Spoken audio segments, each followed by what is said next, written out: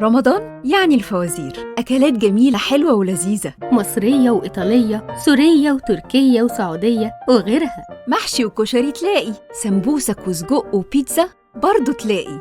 هتركز معانا في كلمات الفزورة، ومن اللي هنقوله هتوضح قدامك الأكلة والصورة، وإحنا في كلام جميل جايبين لك منها كتير. كل اللي عليك تحذر وتفزر، اسم الأكلة إيه؟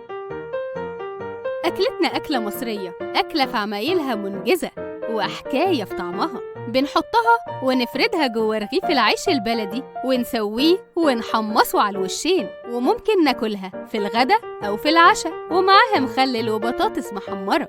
ونقول كمان أكلتنا أكلة مصرية، أكلة في عمايلها منجزة وحكاية في طعمها. بنحطها ونفردها جوه رغيف العيش البلدي ونسويه ونحمصه على الوشين، وممكن ناكلها في الغدا أو في العشاء ومعاها مخلل وبطاطس محمرة. واللي مركز معانا في كلمات الفزورة هتوضح قدامه الأكلة والصورة.